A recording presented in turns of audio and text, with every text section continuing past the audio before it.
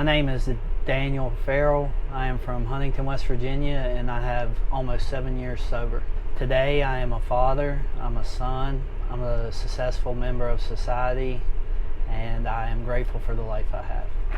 Well, thanks so much for coming out and joining us. We really appreciate you taking the time. Could you start off by sharing a bit about your childhood? My childhood, I grew up, my mom was a single mother. And looking back, like now, I can see how that played a role in, my addiction and stuff, because I never really understood why my father wasn't there.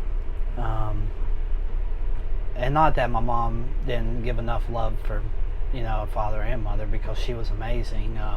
It's just like I played sports, so I'd see other kids with their fathers playing sports and their fathers being there and things like that. And I didn't realize how that affected me emotionally.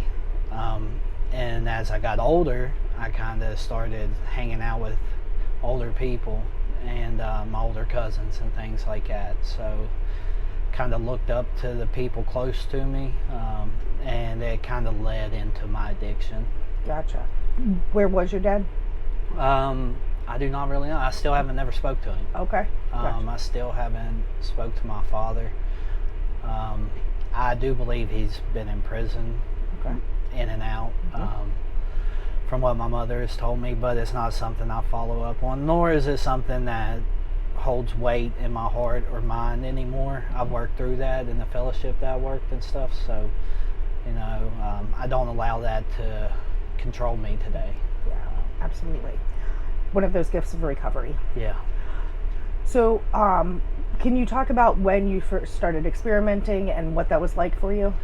I was close to 14. First time I really started digging into like alcohol and drugs.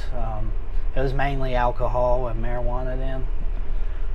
Then it gradually progressed into, narcotics, pills,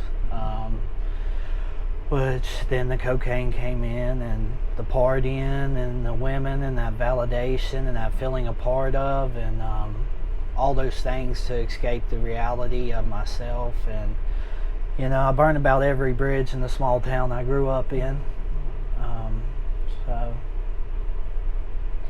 And is there a story that you can share that really kind of paints that picture of what life was like for you in active addiction? Oh, well, toward the end, just the insanity of my thoughts and stuff. I can remember different times where like I would think that I was okay, that it was okay for me to be so physically sick, but all I had to do was wake up the next day and go get my fix. Like I already had a plan on how I was going to do it, but in my mind, like I was okay with that life, like that feeling of being like spiritually sick and just feeling empty and all that, but knowing like I'll feel better once I get that fix, once I get what I need. And just being okay with like dying, Like there was times I was like, okay, if I die, I die. Like that selfishness of the people that I would leave behind or that would be hurt based off my selfish decisions. I can remember laying sick, puking, diarrhea, just not being able to move, and just thinking, as soon as I get my fix, I'll be better, and I'll just get by today. I'll just get through today. I can remember saying things to people I loved that were degrading and hurtful. My mother as well, just so I could push people away, because I didn't want people close to me. It was a lot easier to continue to harm myself and get high and do the things I want to do if I kept the people who actually cared about me away from me. Just all that sickness and that mentally, the disease, right? It's terrible. Absolutely. And when people are close to us, they ask questions, and oftentimes we don't want to tell the answers. So what happened that you decided, I'm going to do something different? Well, actually I got court ordered to treatment and recovery point. Real quick, before you go down that path, so could you describe what actually happened that you that brought you to getting court ordered? Yeah, so someone wore a wire on me, Okay. And I got caught selling 3 narcotics to this individual. They started a drug court program back home. They just started it, so they need participants in it. And they placed me in there. And I got good at knowing when they were going drug screen. So I learned that pretty quickly. I found ways to pass the test. Eventually they let me work, so I was working out of town doing concrete work. And I would lie to my probation officer and say, hey, we got to stay longer, you know, and only checked in once a month. So then I went to check in a couple times. I got by with it. Well, here I am about 30 pounds lighter. And I check in, and I've been drinking this drink, so that masked my screening. And my probation officer screened me. I passed. He told me to sit outside. I wasn't leaving for a few hours, that he was going to screen me again. And I knew it was going to wear off by then, so I told him everything going on. He said they were going to take it to the drug court probation officer, take it in front of the judge. That was right before the week of Thanksgiving in 2016. The judge said that, pretty much called me worthless, deadbeat, all the things I really was. I didn't enjoy that at the time. I was pissed at him, honestly. But my probation officer and the lady of her drug court evidently seen something in me that other people didn't, and asked him to send me to a treatment facility, which was Recovery Point in Huntington, West Virginia.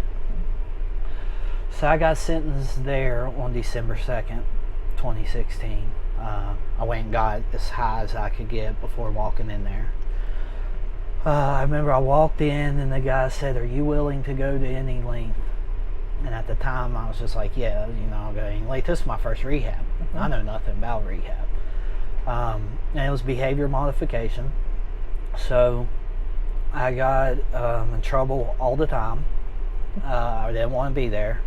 I remember how crazy I was still thinking, even sober. Like the third day I was there, like I was writing in a book, and I was like thinking of different ways how I could get out of there and be able to be okay. You know what I mean? Like be able to still not have to deal with all this stuff without getting sentenced to my 5 years in jail. And you know, then I started like complying, like figuring out ways to get by without getting in trouble, like trying to like cheat the system, because that's the criminal thinking I had. And I got restarted like 2 months in. I was supposed to be able to go see my son, finally being able to go see my son, because I had a boy at this time. And yeah, I got restarted, so I couldn't see him, so I had to call him and tell him, hey, Dad can't see you, you know, I'm in trouble for this, and this. Of course, my mom thinks I'm lying. She thinks I done went and got high, because that's what I've done repeatedly in my life. So I get restarted, go back through, get restarted again.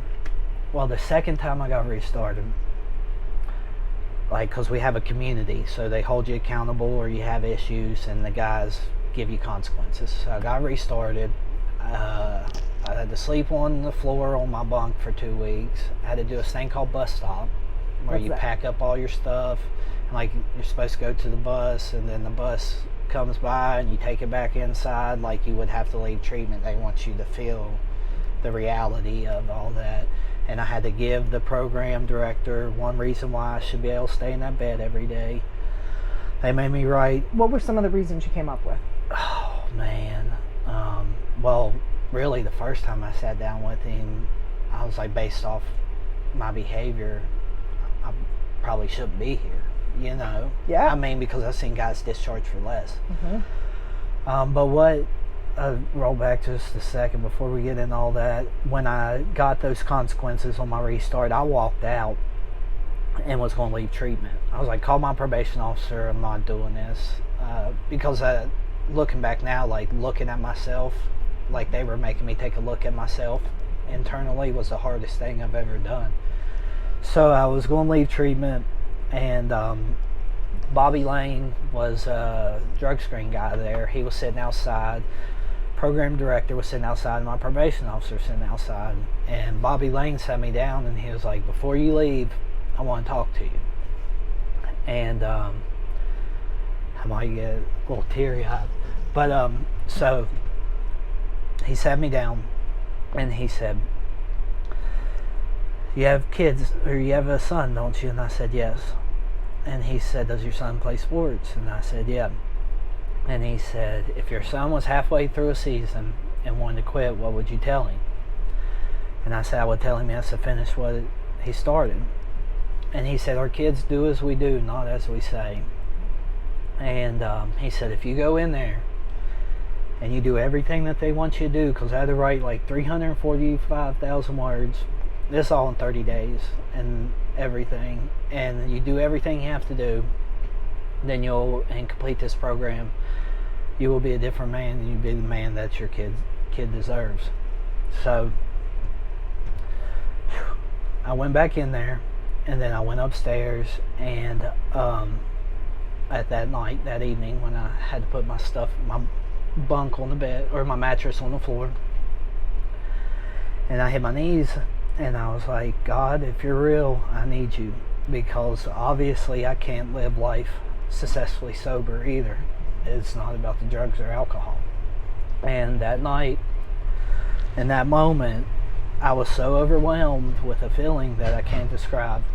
And I woke up the next day with a completely different mindset and a desire to do what I had to do to be a better person.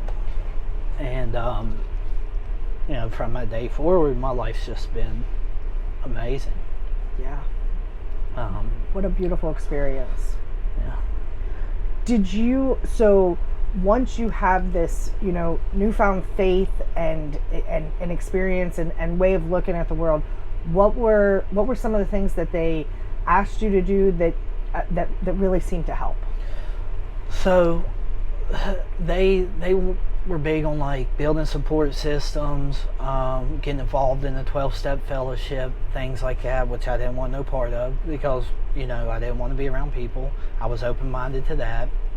I understood the small things, because they were always like the small things. Like, we would get issues, you had to sign in and out, and if you didn't put a dot after the AM or PM, you got an issue for that. And I started understanding these small things, making my bed every morning.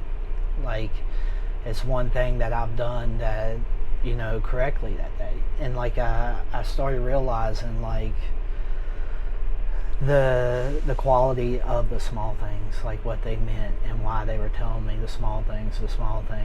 And I just had an open mind to what people said. I had an open mind to what people asked me to do. I had an open mind to different things, because I did not know how to be successful. I did not know how to live life successful, not just sober, but period.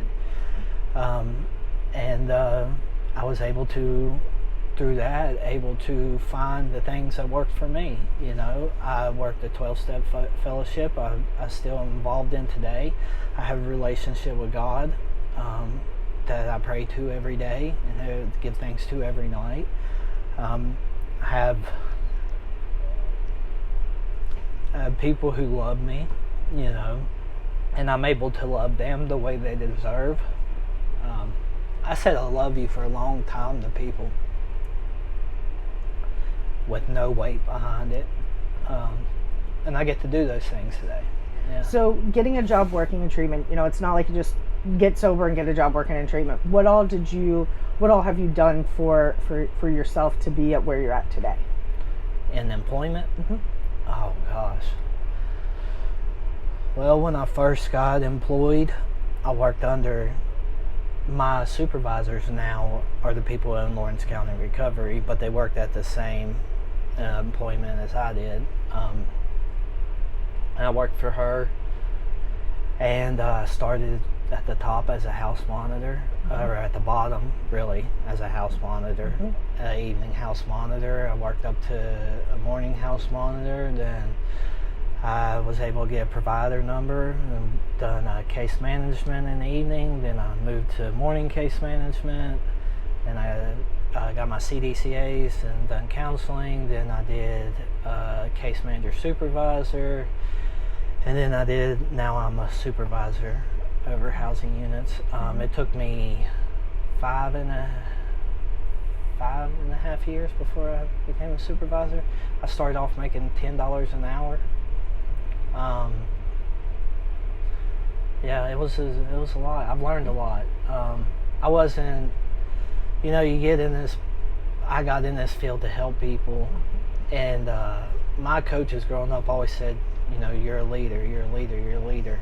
Kathy noticed that in me, obviously, because she pushed me and my current supervisor, Dave, really hard when we were at the previous employment agency. And she just set, a path and an example of what she thought someone should be and do to help others. And it's a lot at times, it takes a lot on you mentally, emotionally, not so much physically, but I'm grateful for where I am today. I'm happy with being able to be in a position where I don't want to say that I have power, because I don't, but to be an example of you can do this, because I came from having nothing, I went through all that process of rehab and not understanding who I am, and not able to control or my impulses, or being able to express how I feel, and being able to provide that same connection with individuals in recovery, and being able to show like there is a different side, there is a life, a quality of living that you can experience because I've been right where you're at. Can you share, and you've talked so much about your recovery, so I'm not sure if you'll have something for this, but do you have a specific story from your recovery that that you would like to share of, inspiring, or how you worked through something along those lines?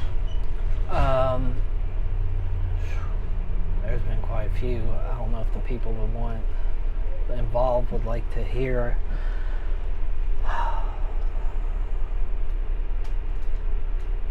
Let's think. So this one's a good one that I know my mom wouldn't mind me sharing. So when I was the program I went through was, once you complete the actual program, you have an opportunity to go into the peer mentor office and give back to the program, like you work with individuals in the program. So whenever I got in the peer mentor office, I get a phone call one day saying that my mom had cancer, and that she needed to go to the hospital. So of course I go to the hospital, and she was gonna go in for surgery and all that stuff. It was lung cancer, and like my biggest fear was losing my mother. My biggest fear still to this day, other than like my children, is losing my mother, just because she's been my rock throughout all my life. And I remember like the program was locked down, so like none of the people in my support system could come help. But I've been going to some 12-step meetings in the area, so like I'm emotional, I'm devastated. I don't know what I'm gonna do. I'm worried about doing this alone and everything. And I get messages from people in the fellowship that I didn't even give my number to. And they're like, hey, praying for your mother. I heard about your mother. Do you need anything? Does she need anything? All this stuff, right? And I have people come to the hospital and like bringing me things, picking me up, taking me to get things I need. And it was just like it was so uplifting to know like these people that just seen me at meetings. I didn't really talk to them other than, hey, how you doing? And kept it moving, really. I had my main support through the program, and I really didn't associate with these other people. And just seeing how like the camaraderie of something come together in a moment of need for one of their own was very uplifting for me. And my mom pulled through, and so it was just like I expanded my sober support expanded through me going through these meetings without me even knowing, what I mean? And then when the time came of like needing, they were there. And like that was very uplifting to me to know like the stuff they've preached about is real. It's not just this fake stuff that you're used to on the streets or things like that. It was real, it was honest, and they lived it. That's incredible. Well, thank you so much for taking time out of your beautiful life and just remarkable story to be able to share it with us. Your story is going to help somebody.